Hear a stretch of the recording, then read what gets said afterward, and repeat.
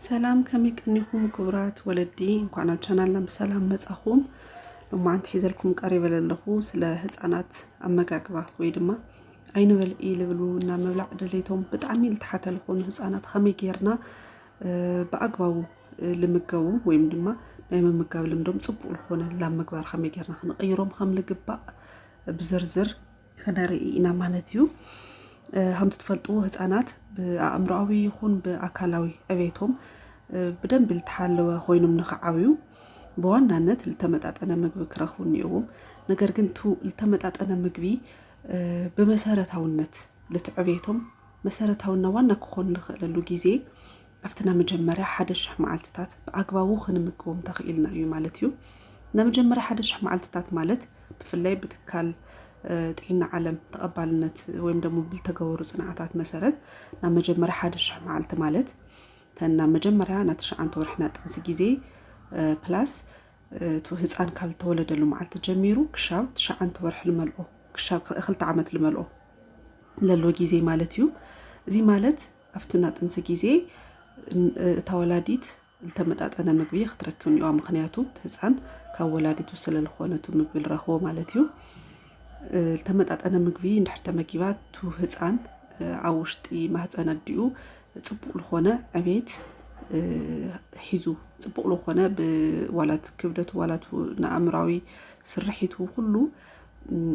ጽቡቅ ዕቤት ሒዙ ይውለድ ማለት እዩ ምስተወለደ ድማ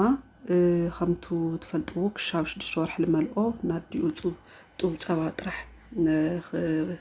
ምግብዩ ልምከር 6 ወርሕ ክሻብ ልመልኦ በእኹል መጠን ናዲኡ ጸባ እንድሕር ተመጊዩ ድሓረ ድማ ካብ 6 ወርሕ ጀሚሩ ተፈላለዩ ዓይነት ለተመጣጠነ ምግብታት ሶሊድ ፉድ ንብሎ ክጅምር ይግባእ ማለት እዩ እዚ ለተመጣጠነ ምግብታት ባዕልና በምድላው በመሰረታዊነት ባዕልና በምድላው በፍላይ እዚኣ እርግጠኛ ክንኾን ለለና ደቅና ልተዓሸጉ ተዘጋጅዮም ተዓሸጉ ምግብታት ክንምገቦም هم ሌብልና እዩ ስለዚህ ባዕልና ሁሉ ዓይነት ካብ ተፈላለዩ ና ምግብ ዓይነታት ላዳለውና ለደቅና ክንምገቦም ክሻብ 2 ዓመት ለሎ ጊዜ በደንብ ጌርና መመገብ ተኽኢልና ብድሕሪኡ ህፃናት ጥዕንኦም በጣም ልተሓለወ ምንም ዓይነት እዚ ጎዲልዎም ተባሂሎም ለተፈላለዩ ሕማማት ለይቃልዑ ዕቤቶም ጽቡቅ አእምራዊ ዕቤቶም ይኹን አካላዊ ዕቤቶም በጣም ጽቡቅ ደረጃ ለኾኑሉ ኩነታት ይልህል ማለት እዩ ስለዚህ አብዘና መጀመሪያ 1,000 መዓልትታት በጥንቃቀ እና በደንብ ጌርና ተዳሊና አእምሮና አዳሊና ደቅና ክንምገብ ይግባእ ማለት እዩ ነገር ግን መብዛሕትኤና ወለዲ ክንናገሩ ለስማዕ ነገር ታዩ ደቅና ና ምግቢ ድሌቶም በጣም ተሕተ እዩ ምብላዕ አይደልዩ ምብላዕ አይፎትዩ አፒታይት የውሎም ይንብል ብዙሕ ጊዜ አው ብዙሓት ወለዲ ለርእ ነገር እዩ ነገር ግን አነ ከምላምኖ ደቅና እሳቶም ይኾን ይምብላዕ ለይደልዩ አሕና ኢና ለይነውልዖ እዚ ማለት ታይ ማለት እዩ ወለዲ ና ደቅና ስነ ልቦና ወይም ድማ ና ህፃናት ባህሪ አይነረዳይ ማለት እዩ ና ህፃናት ባህሪያት መረዳእ ተኽኢልና ግን ደቅና በአግባቡ በደንብ ጌርና ክንምገቦም ንኽእል ኢና ማለት እዩ እዚ ክንብል ተለና ታይ ማለት እዩ ህፃናት ኩሉ ጊዜ ህፃናት ምዃኖም ክንርሳዕ የብልናይ ማለት እዩ ህፃናት ምዃኖም ክንርሳዕ የብልናይ ማለት ታይ ማለት እዩ ለአብነት ህፃናት ሕጊ ስርዓት ልባል ነገር አይፈልጡ ህፃናት ካብ ሁሉ ነገር ብላዕሊ ጨዋታ ከቀድሙ ይደልዩ ወይም ድማ ልደልዩ ዓይነት ምግቢ መሪጾም ክናገሩ አይኽእሉ ብፍላይ ትሕቲ 2 ዓመት ለለው ህፃናት ማለት እዩ እዚ ማለት ታይ ማለት እዩ ለቀረብናሎም ምግቢ ተጸልዮም ወኳስ ዋላ ላጠመዮም በቃ ይጥራሕዮም ኩሉ ለኽእሉ እዚ የልደል እዚ አቅርቡሉ ይክሉ አይኽእሉ ማለት እዩ ስለዚህ እዚ ንሽተ እዩ ግን ካብዚ ብላዕሊ ብዙሕ ተወሳኺ ለህፃናት ክገልጹ ለኽእሉ ባህሪያት እኒኡ እዚ ማለት ታይ ማለት እዩ ህፃናት ካብ ካልኦት ዓበይቲ ሰባት ብልተፈለየ መንገዲ ትሪት ምግባር ይግባእ ማለት እዩ እዚ ማለት ሓደ ዓብይ ቆልዓ ለአብነት ወዲ 12 ዓመት ወይ ወዲ 18 ዓመት ቆልዓ ተሃሊና ምግቢ አቅሪብና ሂውናዮ ተደልዩ ክበልዕ እዩ ድሕር ለይደልዮ ካሊእ ስርሑለይ ክብል ይኽእል እዩ ተሒምዎ ሒሙ ንክብል ይኽእል እዩ ተፈላለዩ ነገራት ባዕሉ ክገልጽ ይኽእል እዩ ስምዒቱ ክገልጽ ይኽእል እዩ ነገር ግን ህፃናት ስምዒቶም ክገልጹ ይኽእሉ ስለልጠምዮም ጥራሕ ስኢሎም ክበልዑ ይኽእሉይ ልተሰምዖም ነገር ክነግሩና ኣይኽእሉይ ስለዚ ዝነገረ ኩሉ እሶም ዝስምዖም ነገር ኩሉ ኣንሕና ከም ወላዲ ኣቐዲምና ክንርዳእ ክንኽእልኒ ኢና ማለት እዩ ስለዚ ባህርያቶም መሰረት ኢና ማይንድና ሴት ክንገብር ልግበአና ማለት እዩ ብዙሕ ግዜ ግን ወለዲ እዚ ኢና ንስሕቶ ወለዲ ብጣዕሚ ንስሕቶ ነገራት ብፍላይ ህፃናት ከም ዓብይ ሰብ ኮፍ ኢሎም ኢዶም ተሓፂኦም ኮፍ ኢሎም በሊዖም ምስ ወድኡ ተላዒሎም ኢዶም ተሓፂኦም ናብ ጨዋታ ክኸዱ እዮም ኢልና ንፅበ ካሊእ ደቅና ኮፍ ኢሎም ልኽበልዑ ፈቃደኛ እንድሕር ይኾኑ በቃ ወደይ ናብ ምብላዕ ድሌቱ ደካማ እዩ ኣፒታይት የብሉ ኢልና ብጣዕሚ ንሓዝን ማለት እዩ ሳልሳይ ነገር እንድሕር ብሓደ መንገዲ ልምምጋብ ሞኪርና ብኻልኦት ዝተፈላለዩ ናብ መጋገባ መንገድታት ወይም ደሞ ናብ ምግቢ ኣሰራርሓ መንገድታት ለይምሙካር ተኣብዮምና በቃ ደቅና ይበልዑ ይማል ታለዳለናሎ ምግቢ ጥራሕ ንኽበልዑ ምግዳድ ብፍላይ ምግዳድ ሓደ ወለዲ ብጣዕሚ ንጭነቕ እሞ እንድሕር ለይበልዐ ክሓምም እዩ ወይ ምናምን ኢልና ስለንሓስብ ብግዲ ልኽነብልዖም ንሙክር ማለት እዩ እዚ ካሊእ ስሕተት እዩ ካልኣይ ራብዓይ ማለት እየ ብተመሳሳሊ ምግብታት ምስሊ ቻው ተመሳሳሊ ምግቢ ሓንቲ ግዜ ተፈትዮምዎ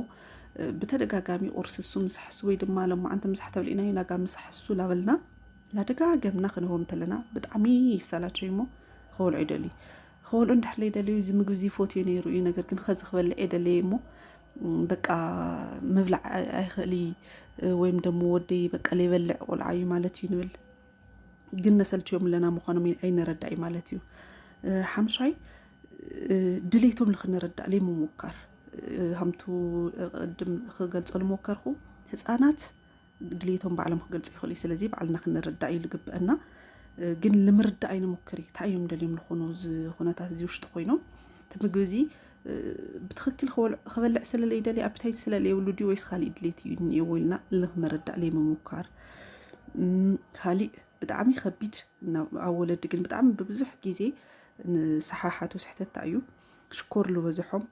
እና ዝተዓሸጉ ምግብታት ምምጋብ እዚ እንድሕር ኣልሚድናዮ ሓደ ጥዑምጥዑም ወይ ሽኮር ልብል ምግቢ ሓደ ግዜ ተለሚዶም ህፃናት ካሊእ ምግቢ ንምብላዕ ፈቃደኛ ኣይኾኑ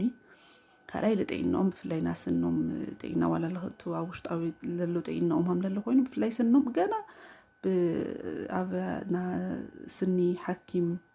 ሕክምናታት ክንከተልና ኣብዚ ሰዓት እዚ ብዙሓት ህፃናት እዮም ምስ ዓብይ ሰብ ተሰሊፎም ክሕከሙ ንርኢ ብጣዕሚ ልሕዝን ማለት እዩ እዚ ሽኮር ዝበዝሖ ምግብታት ብምምጋብ ምክንያት ማለት እዩ ነገር ግን ሽኮር ዝበዝሖ ምግቢ ብመሰረቱ ና ካሊእ ምግቢ ና ምብላዕ ኣፒታይት ይዓፂ እዩ እንድሕር ሽኮር ዝበዝሖ ምግቢ ቅድሚ ዋና ምግቢ ምዝጋጃይና ምቕራብና እንድሕር ኣብልዒናዮም ናብ ምብላዕ ድሌቶም ብጣዕሚ ለደኸመ እዩ ልኾን ክበልዑልና ኣይደልዩ ማለት እዩ ስለዚ ብልኽኣልናዮ መጠን ሽኮር ዝበዝሖም ምግብታት ጥዑም ልኾኑ ስዊት ልኾኑ ምግብታት ክንምግብ የብልናይ ማለት እዩ ልደቅና እዚ ብዋናነት ኣብ ወለዲ ዝረአ ፀገም እዩ እዚ እንድሕር ኮይኑ እዞም ስሕተትናት እዚኣቶም ከመይ ጌርና ኢና ክንፈትሖም ንግባእ ሓንቲ ብሓንቲ ክነሪኦም ኢና ማለት እዩ እቲ ሓደ መሰረታዊ ነገር ከም ትለወልና እዩ እቱና ደቅና ስነልቦና እና ህፃናት ባህሪ ህፃናት ከከም ቆልዓ ክፈላለ ይኽእል እንድዩ ግን ልኩሎም ለመሳስሎም ኮመን ዝኾነ ባህርያት ግን ካብዚ ክንገልጽ ንኽእል ኢና ካብኡ ድማ እዚ ከም ዘሎ ኮይኑ ካብዚ ተላዒልና ባዕልና ድማ ካብና ደቅና ባህሪ መሰረት ጌርና ደሞ ክንሙክሮም ልግብኡና ነገራት እዮም ማለት እዩ ግን ዋና ክንርድኦ ዘለና ነገር ደቅና ምብላዕ ስለለይ ይኽእሉ ይኾነ ምብላዕ ስለለይ ደልዩ ኣፒታይት ስለለይብሎም ይኾነ ለይተረዳእናዮም ነገር እንዩ ማለት እዩ ኢልካ ምሕሳብ እዩ ተዋና ዓላማና እዚ ቪድዮ ስለዚ ላፍቲ መፍትሄ ንኣትተለና ተዋና ሓደ መፍትሄ ኢለልሓሶ ህፃናት ጨዋታ ከም ልፈትዩ ምርዳእ ወላላ ጠምዮም በቃ ክጫወቱ ስለልደልዩ ጥራሕ ኣይበልዒሎም ሓዲጎምና ይኸዱ ስለዚ ኮፍ ኣቢልና ወንበር ኣዳሊና ኣብ ጠረጴዛ ትልብላዕ እናትልስተ ነገር ኮፍ ኣቢልናሎም ንዑ ብልዑ ኢልና ክንጨቃጨቕ የብልና ምስ ደቅና ላጎዩ እንድሕር ልጫወት ኣለዎ ኮይኖም ድድሕሪኡ ላጎይና ንኽልሶም እኒኢና ልፈትይዎ ዓይነት ጨዋታ ተሃልዩ እቲ ጨዋታ ሒዞም ንኣብነት ጌም ክጫወቱ ይኽእሉ እዮም በቲቪ ወይ ድማ ልፈትዎ ዓይነት ፊልም ክኾን ይኽእል እዩ እሱ ንህፃናት ፊልምታት ላርአዩ ብፍላይ ፊልምታት ላርአዩ ብጣዕሚ እዮም ልበልዑ ኣይፈልጡ ወይ ፍለጦም ቦታ ስለልምሰጡ ማለት እዩ ግን በቃ ማንኛውም ዓይነት እቶም ደቅና ልፈትዎ ነገር ንፈልጦ ኢና ልፈትዎና ጨዋታ ዓይነት ተልፈትዎና ጨዋታ ዓይነት ምቕራብ ማለት እዩ ምስ ምግቢ ማዕረ ድሓር ላተጫወቱ ስለለይፍለጦም እቲ ምግቢ ብደንብ ክበልዑልና ይኽእሉ እዮም እዚ ሓደ መፍትሒ እዩ ኣብዚኣ ግን ሓደ ከስታውሰኩም ልደሊ ነገር ሞባይል ምሃብ ከም መማረፂ ተለይ ንወስዶ እዩ ምክንያቱ ሓደ ለዓይኖም ብጣዕሚ መፀጊዖም ስለዝጥቀሙ ደቅና ዓይኖም ብጣዕሚ ልሕማም ክጋለፁ ይኽእሉ እዮም ካልኣይ ነገር ብድሕሪኡ እና ሞባይል ምጥቃም ሱስ እዩ ልሕዞም እና ናይና ሞባይል ክኾን ይኽእል ወይ ላብ ገዛና ንመፅእ ጋሻ ሞባይል ክኾን ይኽእል ሃውኑ ላብለና መንጠለ ብስነ ምግባር ዋላ ፅቡቅ ለይኮነ እንትን ክህልዩ ስለልኽእል ሞባይል ካብ መማረፂ ክንወስዶ እዮም ብፍላይ ልቱና ዓይኖም ጥዒና ማለት እዩ ካልኣይ መፍትሒ ኢለ ዝቐመጥኽዎ ልቱ ምግቢ ዘለዎም ፍቕሪ ማለት እዩ ተለዳለናዩ ምግቢ ይፈትይዎ ዶ እዚኣ ክንፈልጥኒ ኢና ለኣብነት እንታይ ጎዲልዎ ልጎደሎ ነገር ክህሊ ይኽእል ዶ እንድሕር ለይበልዑ እንታይ ጎዲልዎ ጥዕምና ክንምክሩ ንኽእል ኢና ለኣብነት ጨው ምብላዕ ልጀመሩ ትኾይኖም ጨው ጎዲልዎ ክኾን ይኽእል ወይ ምንም ዓይነት ጣዕሚ ለይብሉ ክኾን ይኽእል በነገራችን ላይ ደቅና ህፃናት ኣይፈልጡ ይንብል ጣዕሚ ግን ብደንብ እዮም ፈሊዮም ይፈልጡ ኣነ ኸዚ ደቀይ ብደንብ እዮም ልፈልጡ ልጥዕም ምግቢ ለይጥዕም ምግቢ ፈሊዮም እዮም ይፈልጡና ሓደ ግዜ እንታይ እዩ ኮይኖም ለይበልዑ ወይ ልክጥዕሞ ተለኹ ባዕለይ እውን ኣይጥዕመኒ ማለት እዩ እና እንድሕር ለይጣዕሞም ኣይበልዑልናይ ማለት እዩ ስለዚ ፈትይዎ ማለት እዩ ዝምግቢ እዚ እንድሕር ለይጣዕመ ኣጥዕምና ክነዳሉ ይግባእ ጭራሽ ግን እንድሕር ለይፈትይዎ ኮይኖም ካሊእ መማረፂ ኩሉ ግዜ መማረፂ ምግቢ ነዳሊ ከምቱ ዝኾነ ፕሮጀክት ንምስራሕ ክሕሰብ ተሎ እናቶ ኣሰራርሓ ፕላን ነውፂና ፕላን ኤ እና ፕላን ቢ ከምቱ ንብሎ ፕላን ኤ እንድሕር ለይተሳኽዐ ፕላን ቢ ምድላው ልምስራሕ ልምሙኳር ማለት እዩ ደቅና እንግዲህ ፕላን ቢ ወይም ደግሞ ምግቢ ቢ ክነዳልወሎም ይግባእ ማለት እዩ እዚ ማለት እንታይ ማለት እዩ እንድሕር እቲ ምግቢ ለይጣዓሞም በቃ ምስሕተ የበልዑ ክቐርዩ እኒኦም ማለት እዩ እንድሕር ካሊእ ምግቢ ለይዳለና ነገር ግን እንድሕር ዳሊና ኮይና እንድሕር እቲ ምግቢ እሱ ለይጣዓሞም ካሊእ ምግቢ ክንህቦም ተለና ክበልዑልና ይኽእሉ እዮም ማለት እዩ ስለዚ ለይጣዓሞም እዮም ለይበልዑ እትና መጀመርያ ምግቢ ማለት እዩ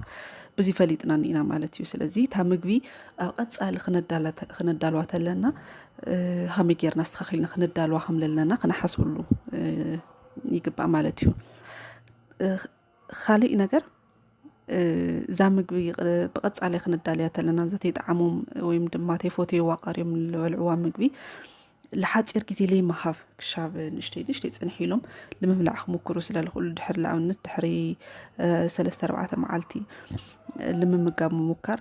ነገር ግን ድሕሪ ብጭራሽ ለይፈትይዎ ክበልዕዎ ለይደልይዎ ተኾይኖም ግን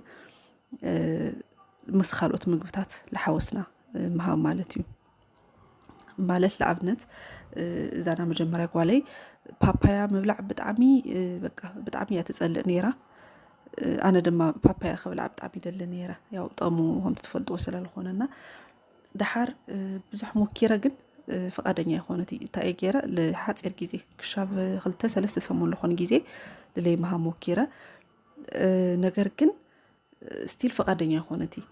ድሓረ አቮካዶ ወይም ሙዝ በአቮካዶ ካሊእ ዝተፈላለዩ ዓይነት ስሙዚ ከዘጋጅ ተለኹ እቱ ፓፓያ ላኡ ለሓወስኹ መሃብ ድሓር ምንም ጣዕሙ ስለፈልያ ለይትፈልጦ ብቶ አቮካዶ ወይ ስትሮቤሪ ጣዕሙ ስለልጠፍእ ምውሳድ ጀሚራ ማለት እዩ ድሓር ለባዕልና እናተመገብና ክትርኢ ተላ ኣኸሉ ስኒማል ጀሚራ ቀስላ በለት ብቋዋምነት ተመጋቢት ፓፓያ ኮይና ማለት እዩ እዚ እንታይ ለረድአና ወደይ ወይ ጓለይ ተኸዘዳሊ ለሃኽዎ ምግቢ የፎቶይ ማለት ለቐፃሊ ክሻብ መጨረሻ የፎቶይ ማለት ይኾነ ስለዚ ሓደ ድሕሪ ሓፂር ግዜ ድሕሪ ሰሙን ድሕሪ 2 ሰሙን ምሙካር ካሊእ ምስ ካሊእ ምግብታት ጣዕሙ ከይፍለጥ ጌርና ሓዊስና ምምጋብ ማለት እዩ በዚ መልክዕ እዚ ክንህቦም ንኽእል ኢና ሳልሳይ ህፃናት እንሕና ንበልዖም ነገራት ዕብይ ዝበለ ሰብ ብፍላይ ትሕቲ ልዕሊ 9 ወርሒ ዝኾኑ ህፃናት عاوي سخول على رأيه مجبي مبلع يوم فوتيو سلزي تعينا خنقبر تلدانا لهم مجبي لبعلنا لك لبعلنا هم لدالنا يمسيلنا خوفيلنا السم قبل رؤينا بوتا خوفيلنا تقوم لبعلنا مخلص دحار لخلص نخرينا تلو أنا لمسخهم كبل أيام مالي جمر مالتي سلزي تو مجبي لك ناينا مجبي هم مجوم لنا مسيلنا مبلع مالتيو مسدي تحيزو قدمهم تاعن تولو الخو لعلة شعان تورو الخو هزانات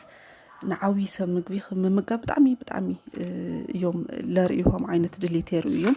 سلزي هم دي عينة دليت خاريو تلو احنا مسانا لخمجاو خدلي خلو يومنا تعينا خنقبر اتهم لبعدنا لدانو مجبتات لتهم هزاناتون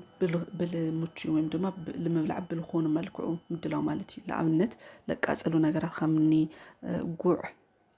عينت لك أسألو مجبتات مقراي لي محواس لفت مقبنا ويدما بربرة نتقمت خوينا بربرة عن أسبيلنا تم هزانات بربرة لما مقاب تجميرو مالت انتحر لي جمرو بربرة لي يولو السنكو والعولو لمقبي بقون مقبار مالتيو همزي جيرنا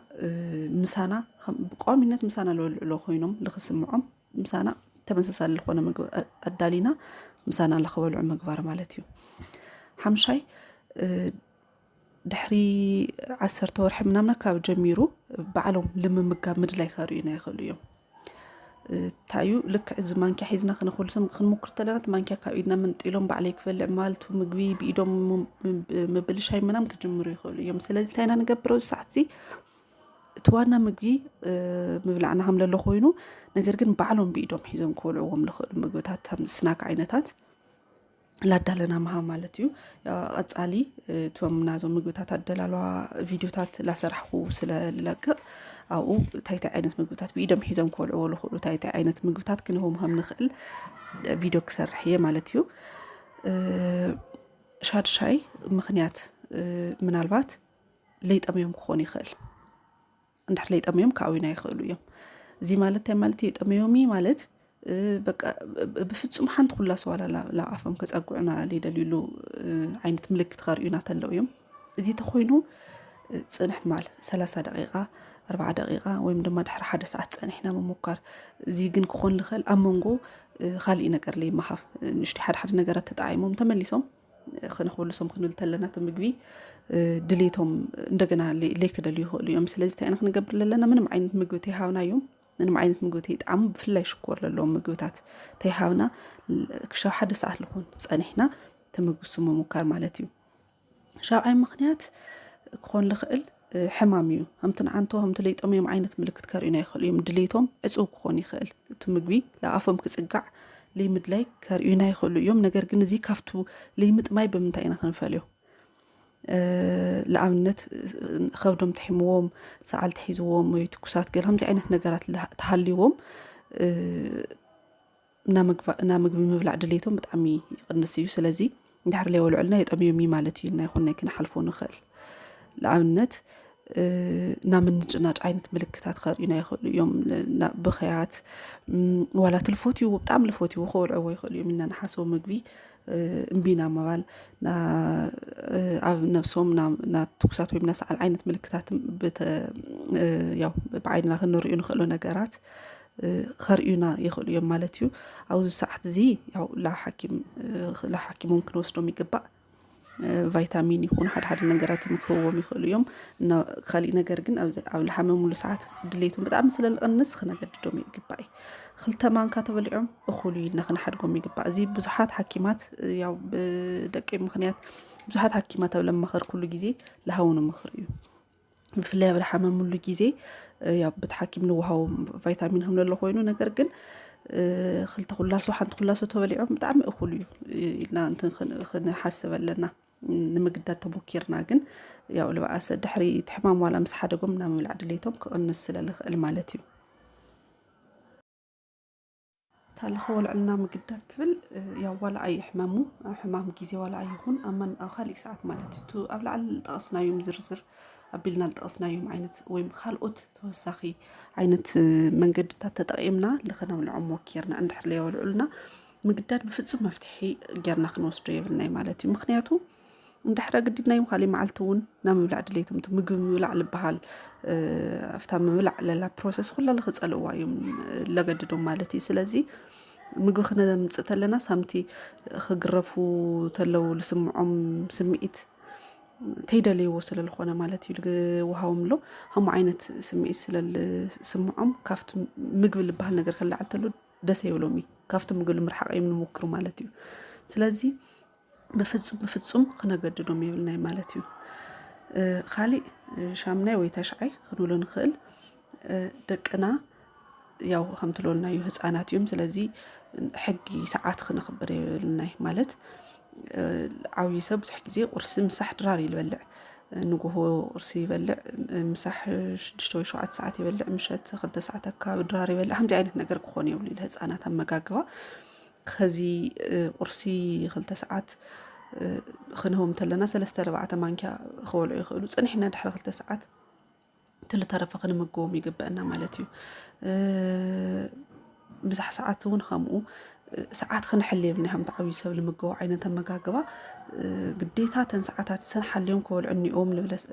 ኣተሓሳስባ ክህልየና የብሉ ማለት እዩ ብፍላይ ብደንቢ ገይሮም በሊዖም ክውድኡ ዘይኽእሉ ተኮይኖም ደቅና ቶሎ ቶሎ ንእሽተይ ግን ቶሎ ቶሎ ክንምግቦም እኒኢና ማለት እዩ ካሊእ ብጣዕሚ ብዙሕ ልጠቅም እዩ ኢልና ክንሓስቦ ንኽእል ኢና ነገር ግን ያው ኣነ ዝባዕለይ ልጠቐመኒ እና ኣብ ደቀ ልተዓዘብክዎ ነገር እንታይ እዩ ትለወልዑ ኣቕሓ ምቕያር ብጣዕሚ ብልገርም ኩነታት እና መጨረሻ ወደይ ህፃን እዩ እና ቶም ደቁ ተም ምዕዋዩ 2 ጓልና ወዲ እኒኦኒ እሳቶም ልምገብሉ መመገብና እሱ ልምገብሉ መመገብ ዝተፈላለዩ እዩ ናዩ ሞርና ህፃን ዓይነት ንእስል በላይን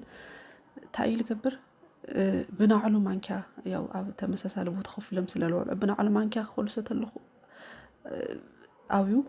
ብናሓፍቶ ወይ ብናሓዊ ማንኪያ ክኸልሶ ተለኹ ኩሉ ሰሉ ግዜ እዩ ወይም ደግሞ ብናዕሉ መቅረቢ ሸሓነ ኣብዩ ብናያቶም መቅረቢ ሸሓነ ክቐርበሉ ተለኹ ልፈልዐሉ ግዜ እኒኦና ለይመስል ነገር ክመስል ይኽእል ነገር ግን ብጣዕሚ ሓቂ ዝኾነ ነገር ኢና ብጣዕሚ ልደቅና ምናልባት ከም ኣርቲስቲክ ዝኾኑ ነገራት ዋላ ክንውስኸሎም ንኽእል ዝነዳለዎ ምግቢ ዝኾነ ቅርፅታት ምናምን ክንገብረሉ ተለና ኢጋር ይኾኑ ንምርኣይ ንምብላዕ እንታይ እዩ እዚ ኢሎም ክምክርዎ ክደልዩ ይኽእሉ እዮም ማለት እዩ ስለዚ ደቅና ንክንምግብ ተዋና ነገር እንታይ ኢና ደቅና ባህሪታይ የሕጉሶም ክንፈልጥ ተለና እሱ ኢና ክነገብር ማለት እዩ ክምገቡ ተለዉ ትልሕጉሶም ነገር ኣብ ግዜ ምግቢ ነዳልወሎም ኣብ ግዜ ምግቢ ነቕርበሎም እሱ ሒዞም እሱ ላርዩ ብትልፎትዎ መንገዲ ክኾነሎም ተለዉ ትምግቢ ዘይበልዑሉ ምክንያት የለይ ነገር ግን እዚ ኩሉ ሞኪርና ኩሉ ዓይነት ክሻብ ከዝልጠቐስኽዎ ይኹን ካብኡ ወፃኢ ወለዲ በዓልኩም